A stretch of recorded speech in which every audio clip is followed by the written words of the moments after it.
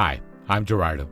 I'm here with the Mass readings for Monday, January 29th, 2018, Monday of the fourth week in Ordinary Time, from the Lectionary 323. The first reading is from 2 Samuel, chapter 15. An informant came to David with the report, "The children of Israel have transferred their loyalty to Absalom." At this, David said to all his servants who were with him in Jerusalem, "Up, let us take flight, or none of us will escape from Absalom. Leave quickly, lest he hurry and overtake us. Then visit disaster upon us, and put the city to the sword." As David went up the Mount of Olives, he wept without ceasing. His head was covered, and he was walking barefoot. All those who were with him also had their heads covered, and were weeping as they went. As David was approaching Bahurim, a man named Shimei, the son of Gera, of the same clan as Saul's family, was coming out of the place, cursing as he came. He threw stones at David and at all the king's officers, even though all the soldiers, including the royal guard, were on David's right and on his left. Shimei was saying as he cursed, "Away, away, you murderous and wicked man. The Lord has requited you for all the bloodshed in the family of Saul, in whose stead you became king, and the Lord has given over the kingdom to your son Absalom. And now you suffer ruin because you are a murderer." Abishai, son of Zeruiah, said to the king, "Why should this dead dog curse my lord the king? Let me go over, please, and lop off his head." But the king replied, "What business is it of mine or of yours, sons of Zeruiah, that he curses? Suppose the Lord has told him to curse David. Who then will dare to say, 'Why are you doing this?'" Then the king said to Abishai and to all his servants, "If my own son, who came forth from my loins, is seeking my life, how much more might this Benjaminite do so? Let him alone, and let him curse, for the Lord has told him to. Perhaps the Lord will look upon my affliction and make it up to me with benefits for the curses he is uttering this day." David and his men continued on the road, while Shimei kept abreast of them on the hillside, all the while cursing and throwing stones and dirt as he went. The word of the Lord. The Responsorial Psalm. Today's Responsorial Psalm is Psalm number 3. The response is, "Lord, rise up and save me. Lord, rise up and save me. O Lord, how many are my adversaries? Many rise up against me. Many are saying of me, 'There is no salvation for him in God.' Lord, rise up and save me. But you, O Lord, are my shield, my glory. You lift up my head. When I call out to the Lord, he answers me from his holy mountain. Lord, rise up and save me. When I lie down and sleep, I wake again, for the Lord sustains me.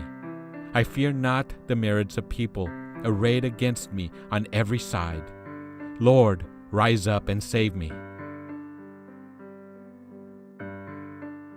Today's Gospel is the Gospel according to St. Mark, chapter 5, verses 1 to 20. Jesus and his disciples came to the other side of the sea, to the territory of the Gerasenes. When he got out of the boat, at once a man from the tombs, who had an unclean spirit, met him. The man had been dwelling among the tombs, and no one could restrain him any longer, even with a chain. In fact, he had frequently been bound with shackles and chains. But the chains had been pulled apart by him, and the shackles smashed, and no one was strong enough to subdue him. Night and day, among the tombs and on the hillsides, he was always crying out and bruising himself with stones. Catching sight of Jesus from a distance, he ran up and prostrated himself before him, crying out in a loud voice, "What have you to do with me, Jesus, Son of the Most High God? I adjure you by God, do not torment me." He had been saying to him, "Unclean spirit, come out of the man." He asked him, "What is your name?" He replied, "Legion is my name. There are many of us." And he pleaded earnestly with him not to drive them away from that territory. Now, a large herd of swine was feeding there on the hillside, and they pleaded with him, "Send us into the swine, let us enter them." And he let them, and the unclean spirit came out and entered the swine. The herd of about 2,000 rushed down a steep bank into the sea, where they were drowned. The swineherds ran away and reported the incident in the town and throughout the countryside. And people came out to see what had happened. As they approached Jesus, they caught sight of the man who had been possessed by Legion, sitting there clothed and in his right mind. And they were seized with fear. Those who witnessed the incident explained to them what had happened to the possessed man and to the swine. Then they began to beg him to leave their district. As he was getting into the boat, the man who had been possessed pleaded to remain with him. But Jesus would not permit him, but told him instead, "Go home to your family and announce to them all the Lord, in his pity, has done for you." Then the man went off and began to proclaim in the Decapolis what Jesus had done for him, and all were amazed. The Gospel of the Lord. Here are some thoughts on today's scripture.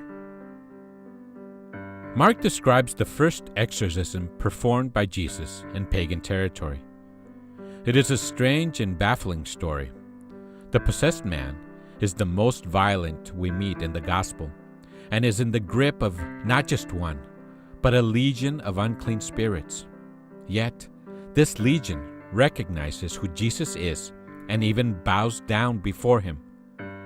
Jesus expels the spirits from the man, but allows them to enter a nearby herd of swine.